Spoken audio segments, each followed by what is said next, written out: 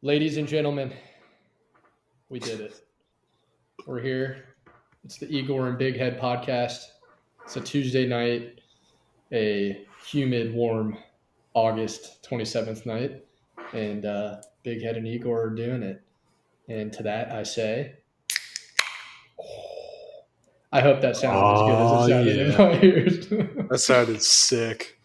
This is highly requested podcast right here. So a lot of heated arguments. We like the same teams, so this should be good. We'll see what we got. That first sip just made me think. That's what it made me think. Mm-hmm. All right. Well, folks, this is the Igor and Big Head podcast. We are two sport degenerates. Rhino more so than myself when it comes to betting. He is going to be our betting savant. I'm going to be the voice of reason in all conversations that we have because I am an emotionless sports fan. And we're going to talk a lot of Knowles, a lot of Jags, a little bit of golf, a little bit of life, a lot of shit, and it's going to be beautiful. So, Rhino, any remarks before we get into our little agenda here? Let's get it. All right. So, starting it off, we are going to react to week 0. We've got a nice little surprise for you, as you know. I think you would agree, Rhino. I'm not as pent up over week 0 yet. I say yet anymore, right? You know, we've had a couple days, a couple sleeps. How are you feeling about it? Definitely was locked and loaded on Saturday afternoon. Was heated. Didn't even talked about college football for probably months and months, and then that happens. It was a bad feeling for sure. I don't know what's worse, coming out like that or hearing Alabama get called before us for the college football playoffs. But it was a little bit of same hurt. But screw that game. We'll talk about a little bit of the other stuff. I don't know. Did you watch any of the other games, Andrew, or no? I did not. I did not. I went home and I basically sulked. I literally sulked for 5 hours. I was sad. I was really sad. We really haven't. We talked about it a little bit right after the game, but it was a lot of silence and single word sentences. And I think, you know, a couple days removed, we've had time to maybe, you know, watch some of the game and process and think about it. And I'm looking forward to getting into it. So, sounds like someone just killed our dog. So yeah, real somber right here. Yeah, but I've got something I think that might get our juices back flowing a little bit. I'm going to have to edit some of this out in post, or I'm going to try and stop the podcast and then start up again after the part I have to skip. But this, folks, is the inaugural guest segment in the Igor and Big Head podcast. This is going to be known as Tyler time. I hope you enjoy. And Nick, let me know if this sounds too loud. Good morning. This is your fellow friend Tyler speaking here. I don't know if I've ever felt this way before in my life as a fan of a program that I deeply love more than a lot of things you could say. I think that I'm starting to think this is what we were always meant to be, Florida State football. We were just meant to be nothing. Everything they wanted us to be, they're getting. Losing to a bunch of bums at Georgia Tech. Georgia Tech, they say. You know, hell of an engineer they are. What are we? What are we? You know, I think all the bars in Tallahassee should be closed until we win a football game. No one should be allowed to have fun. Not even the students. Not even the freshmen. Nobody should be allowed out of that fucking house. Go to class, go home, and fucking sit there until you win a goddamn football game. And if you don't win a fucking football game, don't open anything. I don't care if you all go fucking bankrupt. and you can't make it through anything. You lost to Georgia Tech. The whole campus should be shut down. Football teams shouldn't be allowed to practice or use Florida State footballs on campus until they win a fucking goddamn game. They should be practicing at the local fucking high school like a bunch of fucking jerk-offs. Take all the decals off the helmets, make them run fucking stadiums until they can't fucking breathe anymore, and figure it out because it's goddamn horseshit. It's probably one of the biggest. I haven't been this pissed off since the fucking Eagles lost Super Bowl to the goddamn Chiefs. James Bradbury got a fucking holding call. And yeah, you get it. But what I'm saying is, I don't put up with shit like this as a fan. It makes me fucking quiver, dude. It makes me piss. I mean, I'm serious. If I was the president of Florida State University, I would close down every fun part of Tallahassee. No bars, no restaurants.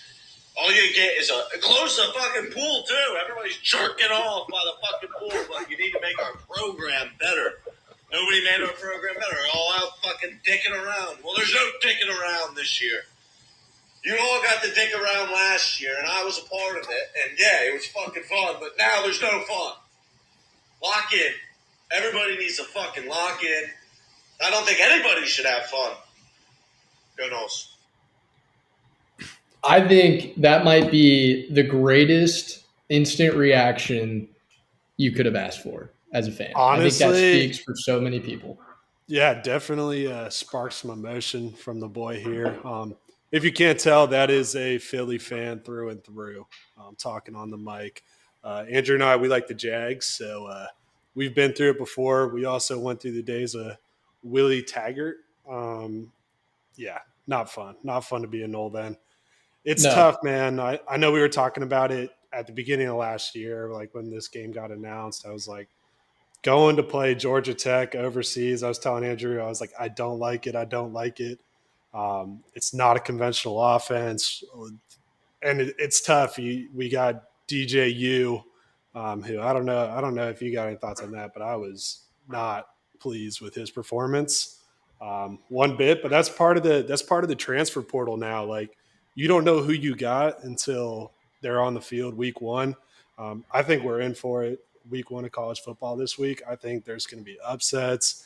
I think there's going to be a lot of teams that show up to play and a lot of teams that we think are going to be good, but are not going to be in the top 25 come the end of the year. I think it's going to be interesting. But to break down that game a little bit, I don't know with your thoughts, Andrew, but I just didn't like going to Ireland for that game, especially the last time we played Georgia Tech, how that one ended. I just felt like it was a little unsettling, but yeah, you totally called it. No, it wasn't. Yeah. And you called it. I was bore straight ahead. We're going to dominate. And Mike, we trust. And,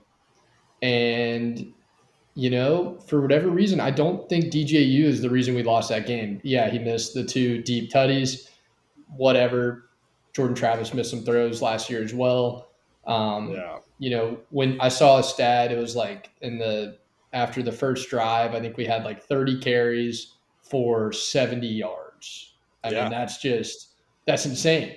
That's insane. That's just not, you can't do that. The thing that sucks the most about it and probably is hurting me is I went back, really looked at the numbers. Like, we had 1 penalty for 10 yards. We played a clean game.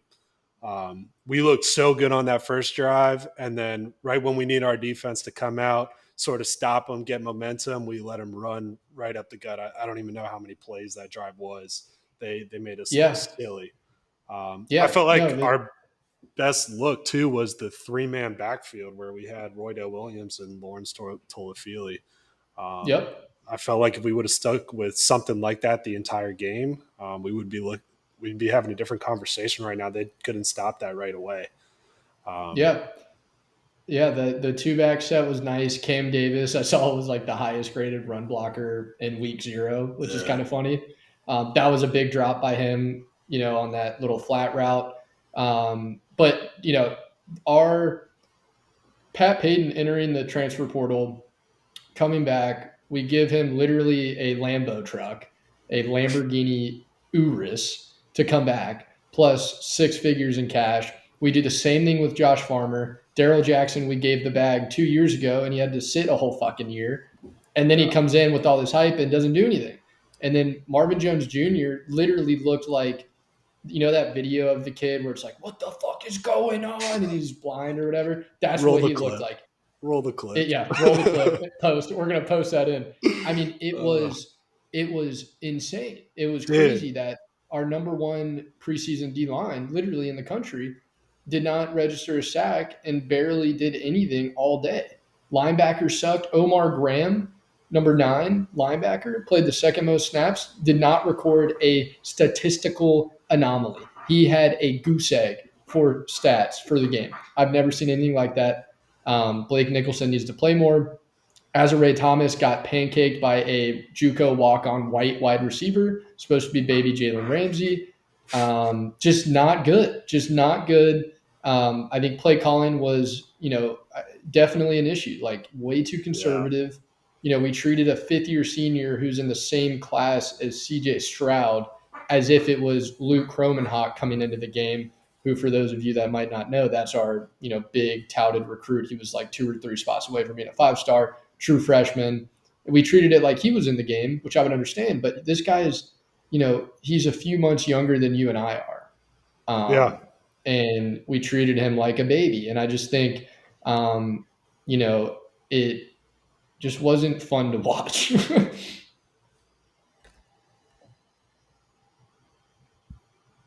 Yeah. Sorry, I was losing you on the podcast, but no, I completely agree. I definitely bought into the hype completely. We got to keep in mind, DJ played for big programs. Clemson, Oregon State, like he's been in these situations before. He's carried a ranked team this entire time. That's why I'm not too worried moving forward. But I do think I am concerned. I thought we would have had a little bit more aggression, but I think we've been planning for this game for so long. Like, I think it was a part of the plan. I don't think we were comfortable in really showing that side of our offense quite yet because there was so many question marks. Like, I don't know. I bought into the defense way too much too. And I'll give Georgia Tech credit. They played us well. They did. That new defensive coordinator, his third down blitz packages, they threw us for the loop. That's nothing we were expecting. We struggled against that defense. And that was something where that was the biggest question mark coming into the game. We knew that our O-line should have dominated their defense. We should have been able to run all over them. DJ should have had time in the pocket. That wasn't the case. We knew they were going to run all over us. I had faith in our D-line that we were going to stand up and hold them to under 150 yards, but instead they ran for easily 200. It was I was honestly shocked by the way we came out. I got a lot of belief in Norvell. I definitely think I watched his post-game interviews, all that. I liked what he said to the team afterwards. Yeah, I am worried. Don't get me wrong. We do have an interesting schedule coming up, but I'm definitely not sweating as much as I was that game. Like I said, there's 12 teams in the playoffs. Yes, we're going to have to blow out probably every team we play to get back into this playoff conversation. But it's now one game at a time. We need to figure out our crap with DJ and go from there. I think we need Toafili to have a pretty good game moving forward. I felt like he was active at the start, and then we sort of went away from him. He's one of our leaders now. He won us the ACC championship, so we got to keep that in mind. And let me butt in here on running backs. Yeah. I don't know if you saw any of the clips, but Cam Davis out of that 2-back set looked like the fastest little bowling ball I have ever seen in my life. Yeah. Sprinting like a man possessed to the nearest player in a white jersey and absolutely demolishing him. He earned more playtime. He just needs to catch the ball. Yeah. That's my take on it. I like that set a lot. I'll say too, like I like our receivers, but I wouldn't say we're as established as a receiving core as we are a running back core. I loved what they did with Jalen Lucas from Indiana as well too. Need to see more of him on the jet sweep. That's someone I want to see all next week. He made plays happen. He's like a gadget player. Like I liked him a lot. I didn't expect to see him at all, but I liked him a lot. What he showed us.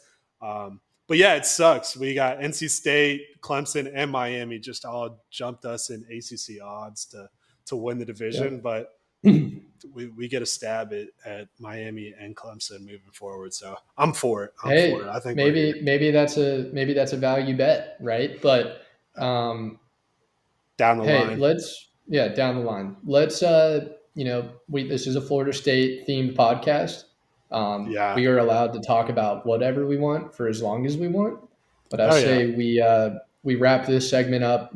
I'm terming it, and I'm stealing this, but the Humblin, that's HUMBLIN apostrophe in Dublin. That's what I'm terming it. I like it. It hurts. I like Yeah, it. we haven't had this feeling in 18 months. The Gators feel this every week, even when they win. So Yeah. who cares? Actually, I do care. But let's hope we improve. Yeah. It could get ugly next podcast if we Oh, lose to yeah. BC. But let's stay positive. Yeah. I'd like to, as I say, let's stay positive. I'm going to play you about another 2-minute clip from. We're going to call this Tyler Time bonus segment right here. Okay, so buckle up and see what you think about this. Another reflection point I have from yesterday. Questions that I not that I just have, but I think everybody who's a Florida State Seminole. I have questions for you, Mike Norvell. Okay? Are you really who we thought you were? Because even last year, there was times where I was like, what the fuck are you doing? I promise you, I can go back on tape and look at last year's games and see us running the ball on 3rd and 8, 3rd and 9, True. 3rd and 7. Screen. Yeah, we would take deep shots because we had the weapons to do it. We had Keon, we had Johnny. Yeah, that's obviously there. There's no debating that. But what I'm saying is, Norvell had his dumb scheme in there last year, but we were just hidden from it because we had 2, 3, 4 more weapons on offense than we do now. But we have offensive talent now. We just don't have Jordan Travis. And without Jordan Travis, I guess we're nothing. But last year, if we all recall, we had backups go into the swamp and win a game. One of the hardest environments in college football to win a game. Backups. We also went to the ACC championship with a backup quarterback, and we won that game. And you're telling me that our starting 22 this week in week 1 of the 2024 season can't go to Dublin, Ireland and beat Georgia Tech? They can't do it? No, he's right. I don't think we have the confidence in our receivers quite yet. That's why we're seeing the 3rd and 9, 3rd and 8 runs, but we'll move on from that. I just think it was great. I think it was a great, especially towards the end there. I think, it was a good point. Last year we had some mojo, backups went in and won, and we didn't do it this year. So for sure. Other than that, where we go from here. Week 0 for me, not much to take away. I thought SMU and Preston Stone. I was like, oh, Preston Stone could be a stud. I wasn't impressed with him at all. He did make some plays down the stretch, came back 14 points to win the game. But I had that as Florida State's trap game of the year. But now I'm not concerned about that. I'm more worried about Boston College next week. So SMU to me, we talked about it. They didn't really play anyone last year. They had a great offense, so I told you I'm not really worried about that. That conversation was before we even talked about doing a podcast, and but now I am a little bit worried because we suck. Maybe Who knows? But continue. Yeah, I'm not worried. We'll get into the Boston College Knowles breakdown here soon. But yeah, with that, let's hear the locks of the week. Andrew and I picked our top 3. So Andrew, I'll let you take it away. Yeah. So I tried to look at games that were under a maybe like 6.5 point spread and under. And I, because I wanted to choose some games that Vegas isn't quite sure on. So we've got 6 key matchups in week 1 that we highlighted. I took 3 of those. My first lock of the week, and this is going to make my some of my good buddies happy. I've got Florida winning at home against Miami as a 2.5 point dog. I think Graham Mertz, second year, I think he's going to be a lot better. I think a second year in a system, I think there's going to be some of that, Jordan Travis continuity effect with Mike Norvell. The kid was a 5-star and he had some great moments last year, as much as it pains me to say it. And I can't imagine how that makes you feel to hear me say it. Deep down, he's a Gator fan. No, I'm not. But I think the Gators pull out the victory there. My parlay, my Florida Florida parlay of destiny is obviously already cooked, but I've got a unit on Florida to beat Miami. Now, moving forward, Texas A&M Notre Dame. That is another game. Notre Dame is favored by 2.5 points. I think Texas A&M is perfectly ranked at 20. I went and looked back.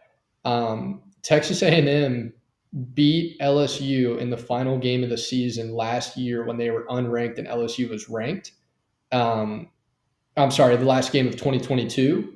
And then 2023, they started off a little shaky, but they just rattled off impressive SEC win after SEC win. They slipped up against Clemson, I believe, and lost by like 12 points. I should probably have had my research pulled up to remember that. I'm pretty sure it was Clemson by like 12 points got them. But then they just finished so strong. And I looked, they have top, I think, 18 returning talent coming back.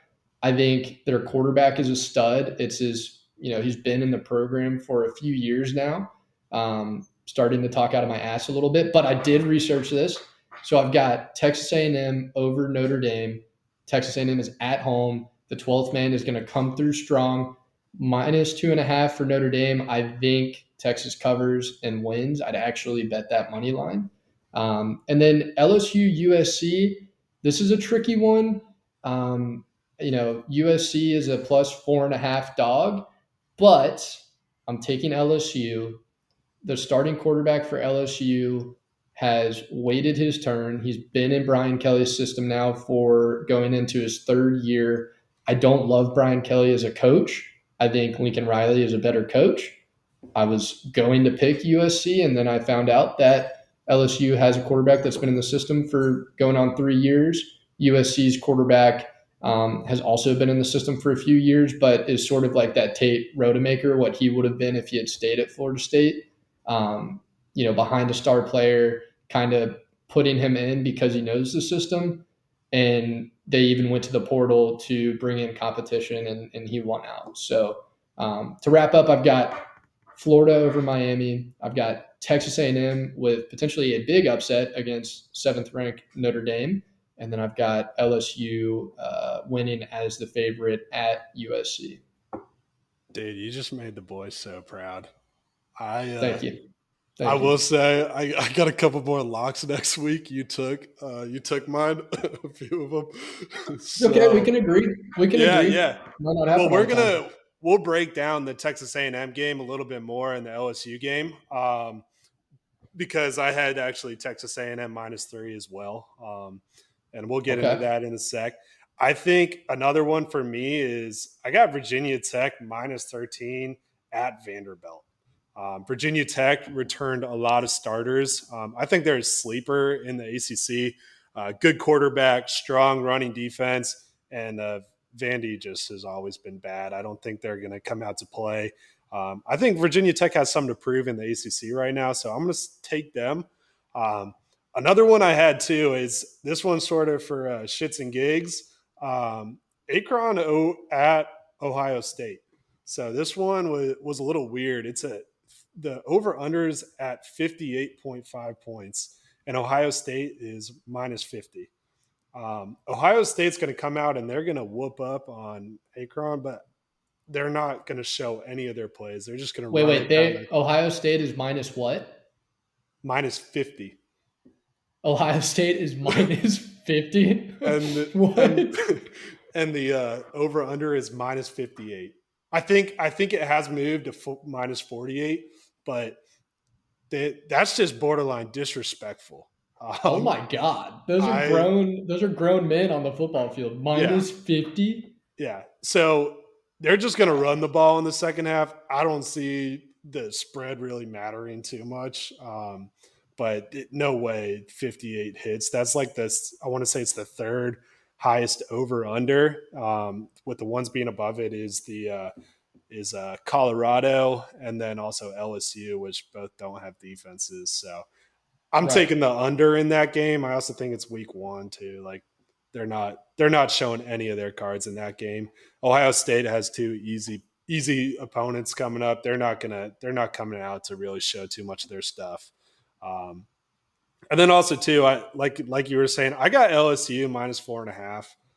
That was another one of my locks. I think that they're a good program. I'm not sold on USC's quarterback. I know he had a good bowl game, but I'm not sold on the rest. But we'll get into that as we break it down here too. Yeah. But yeah, so sort of moving into our week 1 matchups, we just sort of chose our favorite matchups, starting off with North Dakota State at Colorado. Sneaky Thursday night game. So Andrew, what do you got on that for me? I've got Colorado. I bet that a week ago. Sort of an emotional hedge because I think Colorado could be good this year. They should dominate these lesser teams. But what I'll say is, I would consider this obviously an upset if NDSU wins. I mean, it's a 9.5 point spread. Yeah. And I think they can. Like, they are a powerhouse, in their league, in their conference.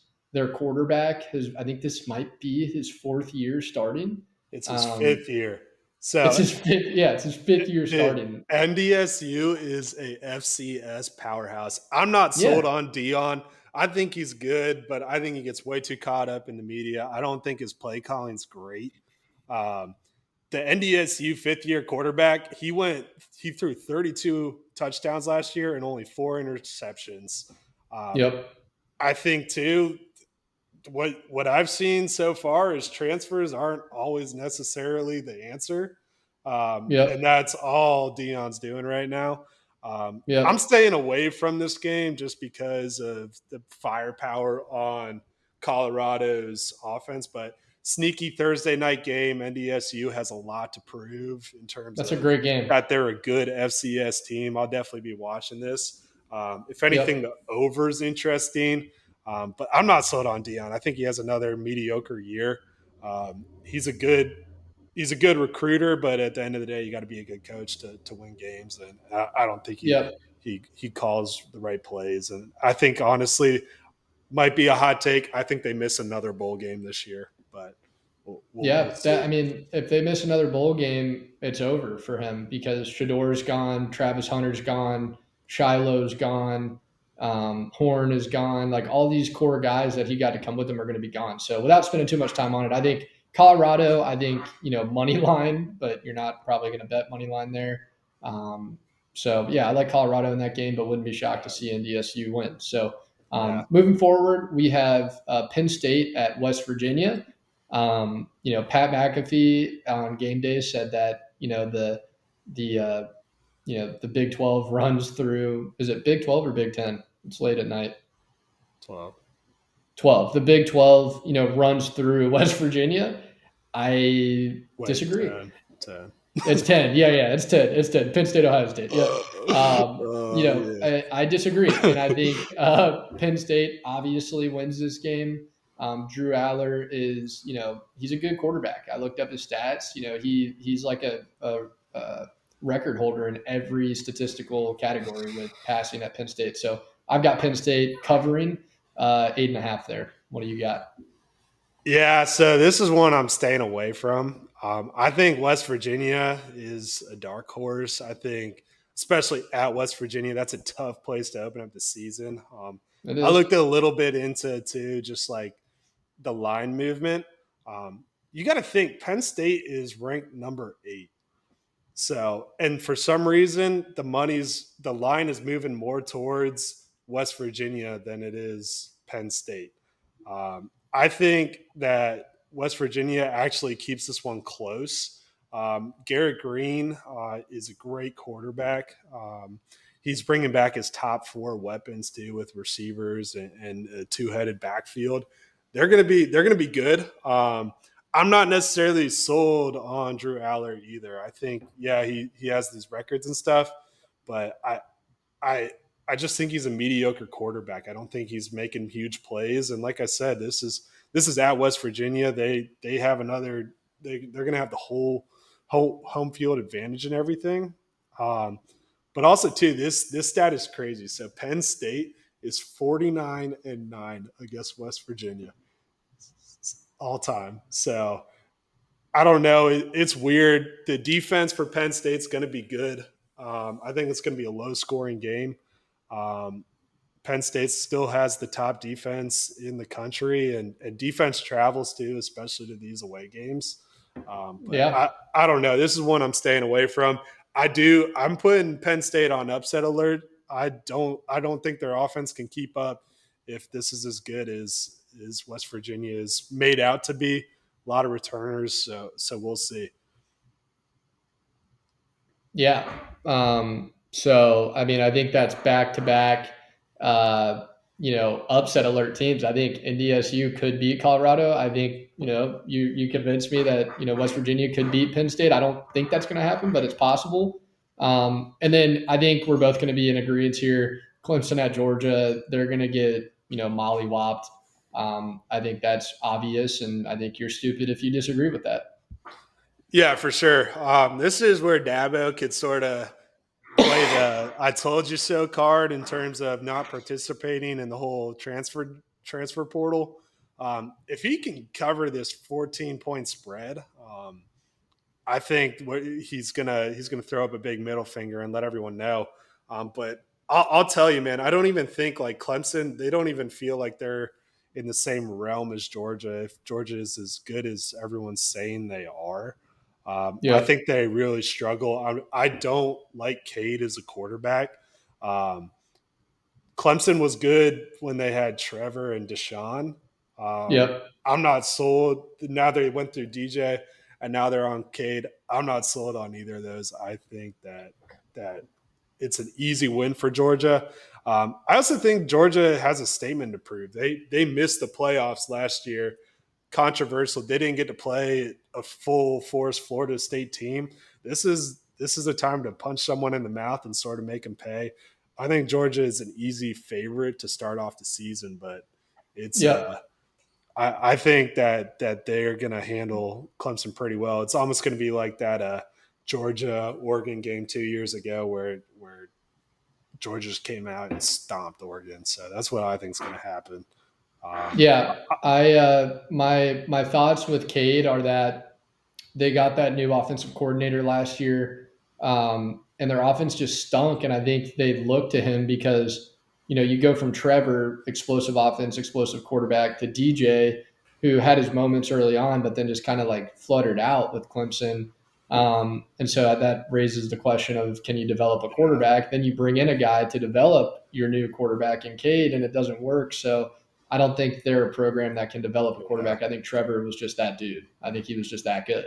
I think minus 13.5 for Georgia is a lock. I'd probably throw that in my top 3 if Andrew and I can't have the same one. Yeah. Yeah. I think Georgia's going to come out here, prove a point, and pummel Clemson. So I'm Yeah. interested to see it. I like it.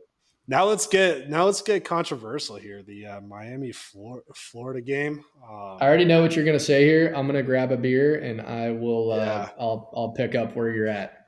So I'm definitely not sold on Florida winning this one. I think Miami's got the talent. Miami's probably the scariest team in the ACC this year. It's all about how they put everything together at the end of the day. Wrong. Whatever you said, it's wrong. I think Miami is they're a good all around team. So it's just I think Mario Cristobal is a good coach as well too. He's finally getting his recruits in that he wants. And I do think that if you look at the talent, Miami's the better team on paper. But I do think Florida, they do have a home field. I think this is a must-win game for Florida with how hard their schedule is. If they Agreed. don't win this one, then like it's just downhill from there. They don't have a lot of breathing room. I'll give Graham Mertz credit. He's better than I thought he was going to be. When he came from Wisconsin, he was a turnover machine.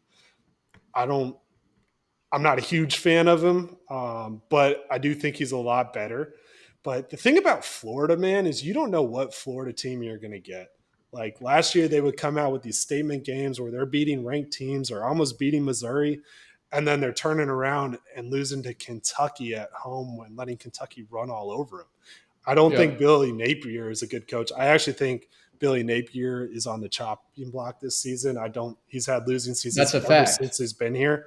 I think this is just going to be the nail in the coffin. They're going to lose their season, and they're going to take care of him and focus on the next season. But Real I mean, quick on Billy, I was talking to Camber about this. You know, he's absolutely on the hot seat. They've been hot ass for the past 2 years. I mean, yeah, absolute, just disgusting garbage, terrible. But he did land DJ Wagway, and that's a big time commit. So you got to wonder, like, they go 5-6, maybe 6-6, 5-6 at worst. DJ gets into some of these games with like a package or two, or you know, uh, we hate to root or incite injuries on this program, but Mertz goes down and he comes in for a drive, and looks great. I think that buys Billy a little bit of time. Like I think if DJ Lagway comes in and plays well, I think that equates to like 2 or 3 wins. That's how my brain is like kind of processing it. well, They go 5-6. DJ looks good. That's really like 8-4. Like you'll yeah. take that with some hope for the next season. So that's my quickly my thought on Billy. Well, that's sort of what I'm thinking too. Like, what point do you throw in the towel? I was at Costco the day after Florida State had lost the game, and I was wearing a Florida State alumni little polo. Good old I probably Costco. shouldn't have done that. And this Gator fan walks out of his way, and he's like, "Oh, tough loss yesterday. It took everything I had not to throat punch this asshole." Um, Yep. Bunch of but scumbag Gator fans out there. yeah, but I sarcastically said, I was like, "Oh, you guys are going to be real good this season." He was like, fourth hardest team, fourth hardest schedule in college football. I'm like, I don't buy into that excuse, man. Like, it's a hard schedule. Don't get me wrong. It's the same SEC teams. They have Texas on there too. The SEC is getting better. Florida is not, and part of that I Yep. think Yep. is Billy Napier. Yes. So Yes. at the same time, I'm like, all right, like they got to get better at some point. Like the SEC is going to stay good. Like, are they just going to keep complaining about the schedule? Like, what are they going to Yep. do? I That's think, what I told. That's what I told my buddies. Um, I'm in a fantasy league with more than half of the people in there are Gator fans, and I'm like, are y'all gonna keep bitching about your schedule? I yeah, mean, but then give us shit for being in the ACC. Like, yeah, pick your poison. Like no, you're so proud to be it's SEC, but then you bitch about being in the SEC. Like, what do you want? it's all opinions. I'm just not sold. You never know what Gators you're gonna get. I will say though that this is a game where I think they could win this game. Cam Ward really struggles in terms of turnovers. Um, Yep. Listen to this. So I came across this stat. Uh Cam oh. Ward Stat has alert. fumbled the ball 46 times in his college career. Not all of them have been turnovers, but 46 times in his college career. That's insane. And I don't think Butterfingers. I think that's going to be tough in that environment. Like I said, the talent on Miami is better. I think that DN, I don't remember his name. I think it's like Ruben something. I think he's a stud for Miami. I'm scared of him when Florida State plays them, but Yeah. I don't know. I don't know. I don't know the name off the top of my head either. I think we're going to be talking about the Gators here in a few weeks as they line up for their tough schedule, and I honestly think that we could be talking about DJ taking some snaps instead of. I think Graham Mertz could honestly go back to sort of his Wisconsin ways against these tough defenses. So we'll see. It's one of two ways. We'll see. But yeah, no, I'm that one. If I'm taking anything, I'm going Miami, just because they're the better team. But I do think that's one where Florida could hit the ground running, and get a win and get out to a good start before they enter that back half of the season where they're just going to get torn apart probably. Yep. And quick question here, Nick. Did you have when you put Notre Dame and Texas A&M, is Texas A&M favored by 2.5? Yeah, so Texas A&M is the favorite in that game. So I guess apologies. We'll move into that. I think honestly, this is an interesting game. Notre Dame's the higher rank here. Yep. I'm not buying into that at all. I've read a bunch of stuff where I'm reading a bunch of stuff where they're picking Notre Dame over Texas A&M. I don't see how Texas A&M doesn't win this game. I mean, you all play college football. You know how hard it is to play in the Aggie Stadium. It's a home game, first game of the season. It's a tough environment. College game day is going to be there. And also too, like, you got to look at who's coaching Texas A&M now. It's Mike Elko, who coached Riley Leonard last year at Duke. Like, if anyone's going to know how to throw different looks at Notre Dame, it's going to be the head coach, the guy that picked him up as a quarterback.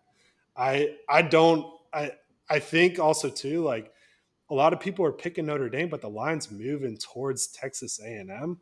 Yeah, I think also too, Texas A&M's defense is really freaking good. They got a whole new defense. They got a great defensive line. Going against Notre Dame's inexperienced O-line.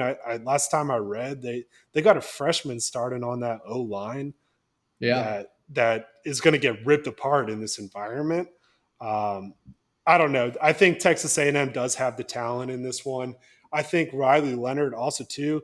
Granted, he was hurt. He was battling that ankle for most of his away games. He really struggled on the road, and this is not an easy environment to go into, especially being his first big SEC test with Notre Dame. So I'm definitely interested to see how this one goes for Mike Elko and Riley Leonard, but we'll see. I'm taking Texas A&M in this one for sure. I think this is easy this will be an easy win.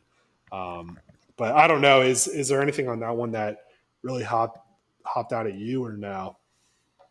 No, other than the fact that I couldn't believe that such a discrepancy in ranking had Texas A&M favored, because I was thinking they were a dog and I was still going to pick them. So that gives me even more confidence in them. I just think, I think there's a lot of continuity with A&M. I think the crowd's going to be fucking electric. First time being ranked in quite some time, like a season or two. There's a lot of hype around them in the media nationally, and that crowd is no joke. So I think that's a lock for me, is Texas A&M to cover now. People are going to be fired up going into that. So it's I think Texas A&M is they're a good team. They'll make some noise in the SEC. The SEC is just, I mean, they're good this year. They're going to have their losses. I just think in this one, Notre Dame is mostly a new team. They do have a good defense, but I'll say Texas A&M's got some good weapons on the outside. I think they're both playoff teams. I think they're both playoff teams. I do. Unfortunately, because that probably means that they beat us, but I think they're both playoff teams. And just to wrap up the key matchups, we both agreed on LSU. Really, I think it's a lot of unknowns for both of these teams. So I think, I'd chalk it up to, continuity in the program. The quarterback for LSU has waited his turn. He's been in the system now for 3 years. Brian Kelly's a half decent coach. And I think they go to USC and they win just based off of the programs. Completely agree there too. And you got to look at it. Garrett Nussmeier was going to start over JD Daniels 2 years ago. They were holding off that news for Florida State game. He looked great. Also, too, LSU's got a new defensive coordinator. Plays an aggressive scheme. I'm interested to see how LSU's defense comes out. This game's like 60. The line's like 63. I'm not confident in taking anything on that, but I'm interested to see maybe LSU finally got some defensive firepower. Yeah, that'll be another great game. And then so that that wraps up our key matchups. I think just to summarize, Colorado over NDSU, I think we both, pretty much agreed there, but upset alert. We both have Penn State. Upset alert, though, with West Virginia. Georgia's a lock over Clemson. We both have our opinions on Miami, Florida. I've got Florida. You've got Miami. We both like A&M over Notre Dame at home, which I think is going to be maybe the best game of the week. I can see that one being really, really exciting, like defensive battle. And then we both got LSU over USC at USC. So that wraps that up. And then, I want to start out on Knowles versus BC. I'm going to keep it short and sweet. I'm not going to get analytical. I'm not looking into it. I know too much about, both these teams. I don't have expectations going into this week, which I think is refreshing. We're 17 and a half point favorites. Like, that seems wild after the showing we had. I think Vegas has faith in the bounce back. I'm going to have faith in Mike. We can go in and lose this game, and I'm not going to give up on Mike. I've seen too big of a resurgence out of him. I think, if we do lose this game, maybe we were ahead of schedule last year. Maybe Jordan Travis just played out of his absolute ass. Maybe, we got lucky with the Jared Verse and having Patrick Payton playing opposite of a first round pick. We got lucky with Braden Fisk. And, maybe we were Nick, we had two linebackers, one go undrafted, one get drafted in the 6th round, that both made the 53-man roster today. Yeah. We had some studs, Jerry and Jones, 3rd round pick. And I remember him being a person that, we kind of, shat on early on in college. We had, who me and Ben termed Retardo Green, turn into, a 2nd round draft pick for the 49ers and have a really good camp. Like, we had some absolute studs on that team. And, maybe we were just ahead of schedule. Maybe it all clicked a little too early. So I said I'd keep it short and that I went on a rant, but I think we do win. I don't know that we cover. I think Castellanos, however you say his last name, I think he probably torches us a little bit.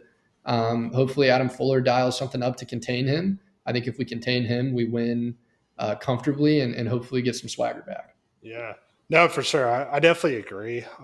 So I think that DJ is going to come into this game with he wants revenge. It's going to be his first time playing in front of a Knowles home crowd. We sold out the student section. I just saw that. So sold out the student section. It'll be popping. It's another mobile quarterback, but I mean, I feel like this is a poor man's Georgia Tech team that we're playing against right now. I will say that I need to hear Patrick Payton, DJ Lundy. I want to hear Toafili. Those are 3 key players. I need to hear those names this week, or I'm going to be concerned, because at the end of those are our leaders. Those are returners. I think those are our best players. The line dropped from 23 to 17 after we lost to Georgia Tech. I think we're still a good team. We have the talent. I think, honestly, the loss, we had some good soul searching, all that. I like us minus 17. Keep in mind, last 2 Labor Days we played on, we destroyed LSU. So we come to play. That's a good little Labor Day stat right there. We come to play on Labor Day. So love it. I'm taking the Knowles minus 17 in this one. I know there's a lot of question marks, but at the end of the day, I think we're still a good team. I believe in Mike. We're going to win this game pretty by a good margin too. So. Nice. Yeah, I'm fading the spread, but I definitely like us to win. So that's good. I think we'll leave it there on the Knolls, and we'll obviously recap it next week. Hopefully with the lighter tone and maybe a little bit more positive to review early on in the show. But so now we're gonna shift gears a little bit. We have a handful, really two handfuls of questions to thumb through. Going to keep this quick. We're going to consider it like a rapid fire, short, concise answers. I'm going to ring off the questions, give my opinion. Nick will fire back with his opinion. We'll move on. So here we go. Who are the most overrated and underrated teams in the NFL right now? Overrated team in the NFL, I'm going to go Lions. I think they had a miracle run similar to 2017 Jags. Last year, they are a good team, don't get me wrong. I think Aiden Hutchinson is the most overrated, overhyped bitch of a player. He gets dogged by tight ends every week, face mask in the dirt. I would take Trayvon Walker over him any day of the week, but I digress. And I think an underrated team in the NFL right now. Oh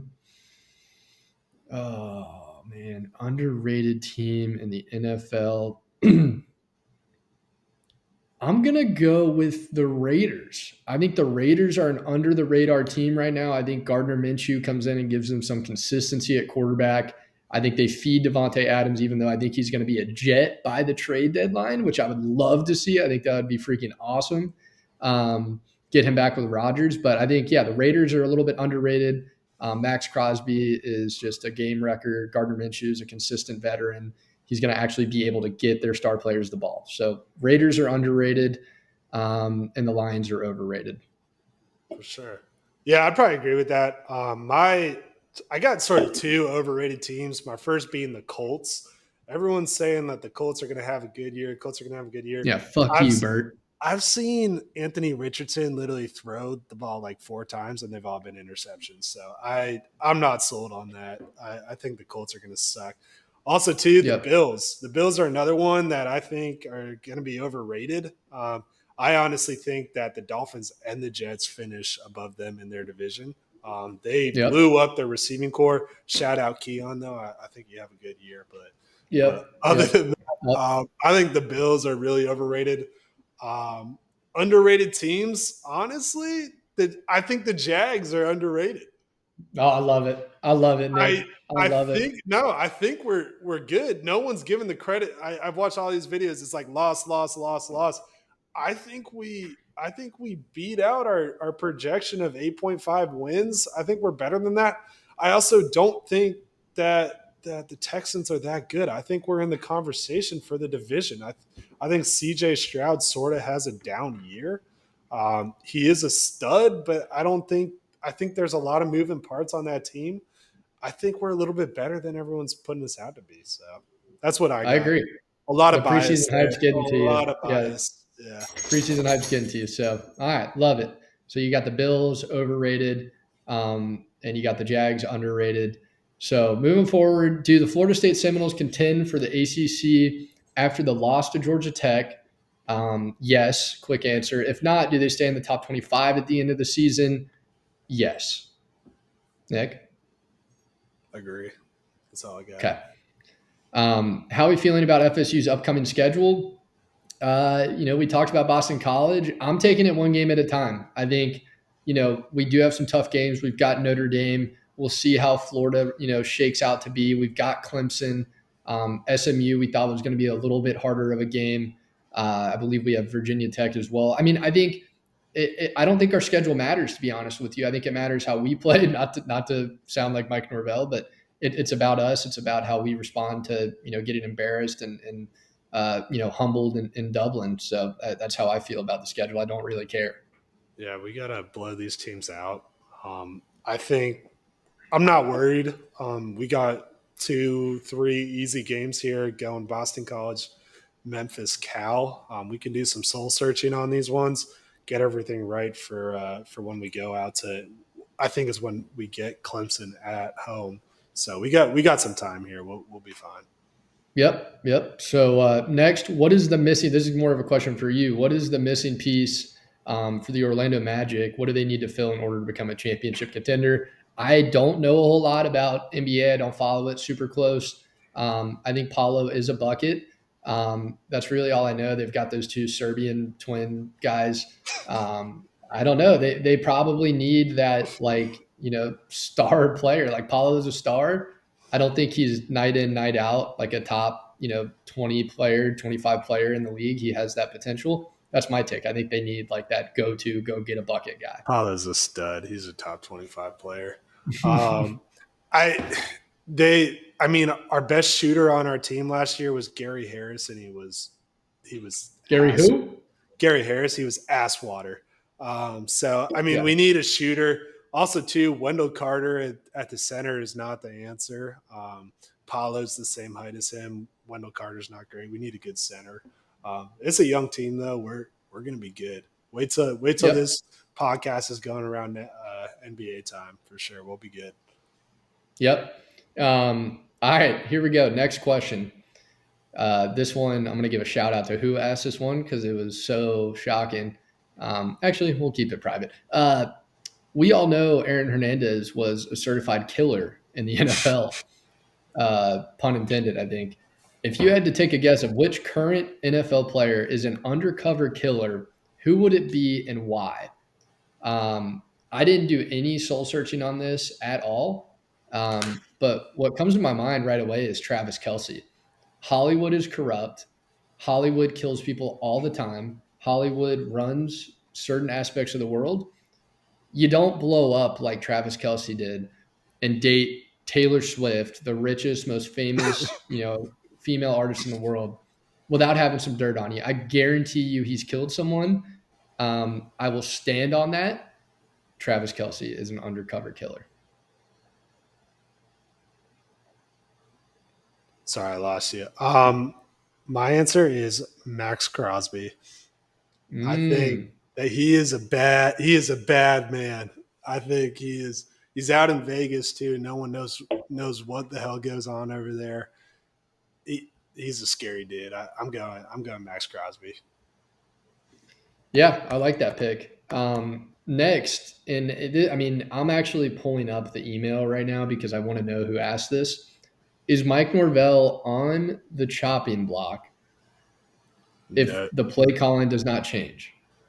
Possibly someone else making offensive play calls? No, absolutely not. No. Yeah, no shot. No shot. Mike's him. Mike's him. Mike's that dude. I'll save the identity of the asker. I want people to keep sending in questions. Will Trevor Lawrence go through daddy fever when his baby is born? Could this affect the season based off of past athletes' performance after childbirth? Examples given are Bryce Harper and Scotty Scheffler. Well, at first I thought this might be a negative connotation, but I think the person that asked this is saying, is he going to elevate his game after Marissa pops out the prince that was promised? When's the due date on that thing? That I don't know. Is it around playoff time? Yeah. I hope so. It can't come soon enough. All I got to say is take some of that money you made, Trevor, from us in this offseason and put it towards a damn nanny. All right. Get your sleep. Yes. We need you here. I'm happy you're having a kid, but we got maybe a second house. We're in a win now. Yeah, we're in a win now situation. We can't be locked in on a kid. Yeah, F that kid. Be a deadbeat. Be a deadbeat father. Bring us a Super Bowl.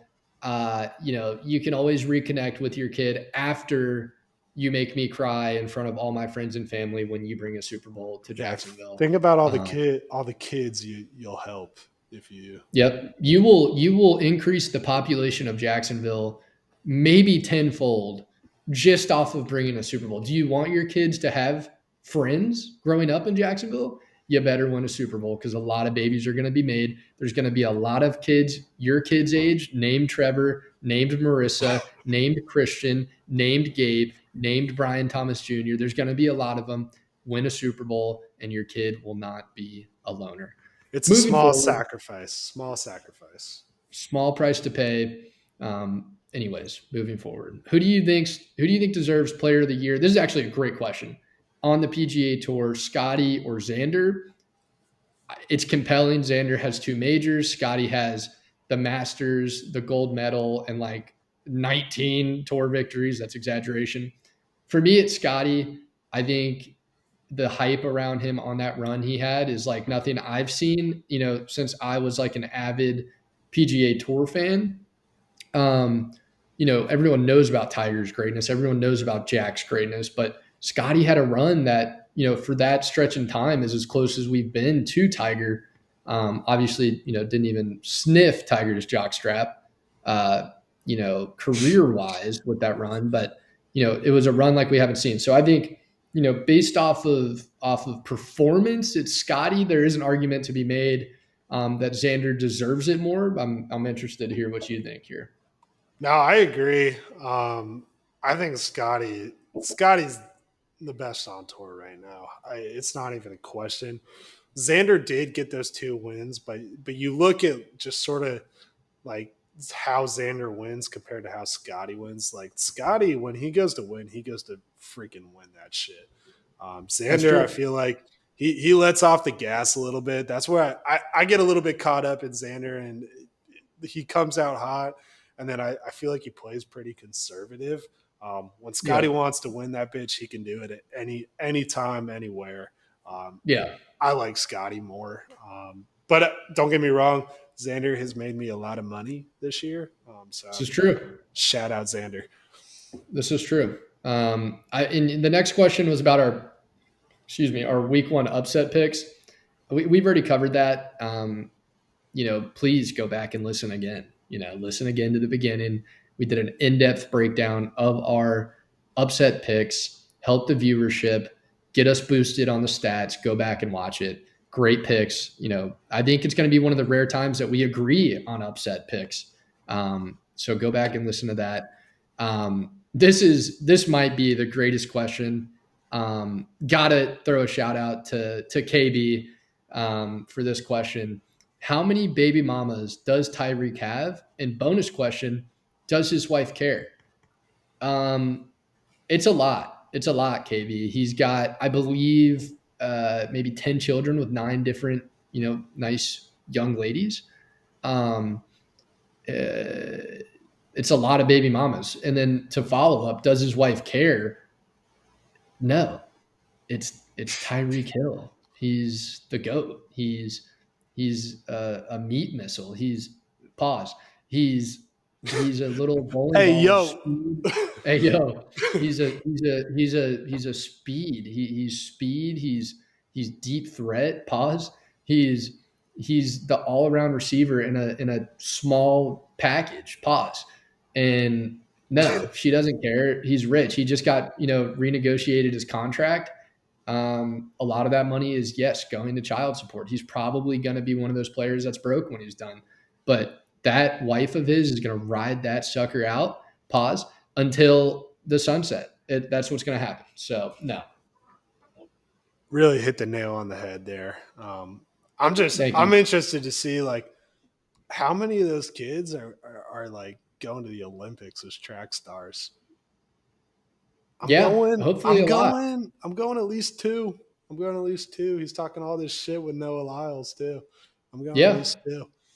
So. Yeah, I mean he's gonna have to rely on his children to be financially successful because he's not going to have a dime to give them. He's going to be broke. You don't have 9 kids with 9. That is child support, and I think they're all within like a few years of each other. He's popping out a kid like every quarter. Yeah. His sales growth is insane right now. He is hitting a new child every quarter. Fiscal year quarter, he is popping out a new baby. It's insane. So he's got a lot of child support coming up until they're 18. You got to wonder, you just got to wonder. I'm going to leave it there. You got to wonder. Yeah, but for real, shout out to Tyreek Hill in the offseason, for real. Yeah, I mean his off-season work is phenomenal. I mean it's stuff you dream about. You can't make this shit up. He's good at what he does. He's the GOAT. He is of making children. Anyways, that concludes our inaugural email question segment. If you would like to ask a question for future episodes, please reach out via email to Igor and Big Head at gmail.com with the subject header question. Please reach out to Igor and bighead.com with any of your questions or topics you want covered. You're getting the juicy tea and details on the Igor and Big Head podcast here, folks. Okay, moving on. We're going to shift gears a little bit. We're going to move on to the NFL is 1 week away.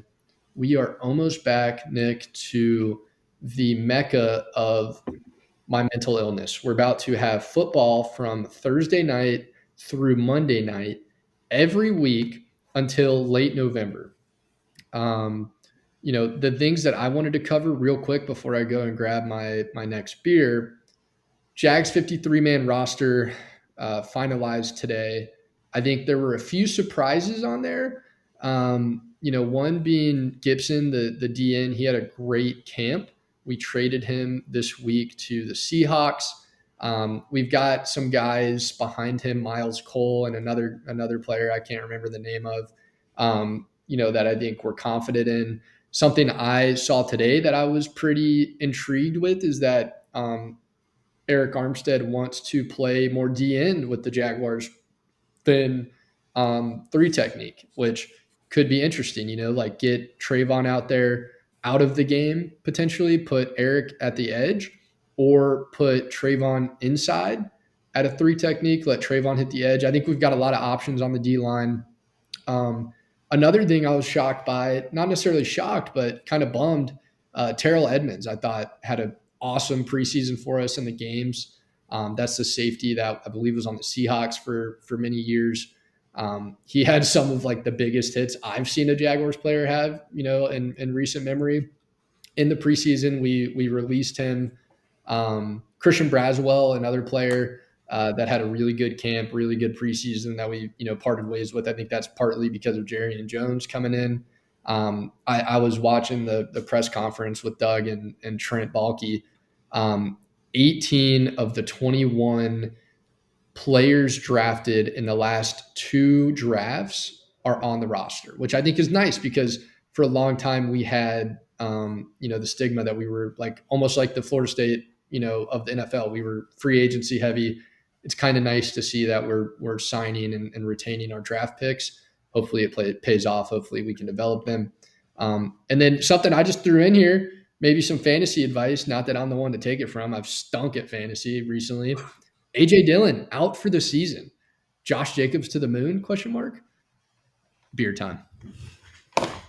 Yeah, no, I was just pulling up the roster here. I didn't really get too much into it. I wouldn't say I was really shocked too much by the Jags cuts and who they ended up keeping. I think it was in the contract that Eric Armstead that he wanted to play outside. I think that's part of the reason why we landed him, because we were like, if you come here, you're going to be able to play outside. I don't know. This is something too. The whole roster breakdown is Andrew's specialty. He lit up like a little child on Christmas when we got to the NFL segment right here. I don't know. I like our roster. I do think I have concerns around our O-line. I think everyone does. I still think we could still make some moves there. Maybe get another veteran guy. All right, here he goes. Fire away. We kept 21 big men. That's the big stuff, Nick. That's a U-line joke that no one would get. That's the big stuff. We have it. We've got a lot of it. We've got 21 big guys on the line. We've got depth. Do we have talent? We'll see. Another thing, I hate you, Tim Jones. Tim Jones made the roster yet again. He does nothing for us. When we have receivers hurt, he comes in, you get fired up for old Timmy boy because he's been on the roster for 3 years, and he does jack diddly squat. He does nothing in the game. He has had some good catches for us in the past. We treat him like he is the greatest gunner on special teams in the history of the NFL. We treat Tim Jones Jr. like he is the GOAT of special teams. Elijah Cooks deserves to be on this team. He's a giant. He had a great touchdown catch against Atlanta. He's been on the practice squad roster for like 3 years now. He deserves to be on the roster. Put Tim Jones on the practice squad. Let him develop. Let him be a core special teams teamer. I think we keep him because we know another team would pick him up for special teams. Is our special teams that elite? I guess it is. We've got a kicker that can kick it 80 yards now and the best punter in the league. And we've got, Mastic, the greatest long snapper of all time. He lays absolute boomsticks. He snaps the ball and then he runs down the field and he lays motherfuckers out. And I don't know. I'm getting sick of Tim Jones. He's really pissing me off lately. I'm getting sick of Tim Jones. I want Elijah Cooks. Even Joshua Cephas, an undrafted rookie, looked like Julio Jones frame-wise. I don't know. I'm sus about Tim Jones. We'll see how it goes. Rightfully. So, yeah, that was a solid hour 30, hour 45. Flew by. Beautiful experience. Loved the conversation. I think it'll be nice to listen to this back, get some betting, information from you. Nick is truly a savant. The kid is a degenerate when it comes to betting. The quietest, sneakiest. Look at that little smirk he's got. He's just you don't know. He's sneaky. He's super sneaky. But enjoyed it, brother. And looking forward to next week. And if you're still listening at this point, kudos to you. Shout out. Shout out the real ones. This was really fun. It's going to make me look forward to Tuesday nights a lot more moving forward. And go Jags, go Knowles. I'm not going to say it, but I hope the Canes lose this week. And looking forward to the Knowles getting a victory and hopefully talking more glowingly about them next Tuesday. So any closing remarks, Nick? No, I appreciate the listen. We'll excited to see what what we got wrong. It'll be fun to break down after that. So it will be. Looking forward to it. We'll have a lot more to talk about then. Until then, folks, this was Igor and Big Head, episode 1. Excited to keep this going and hope you guys have a great week. Until next week. Peace.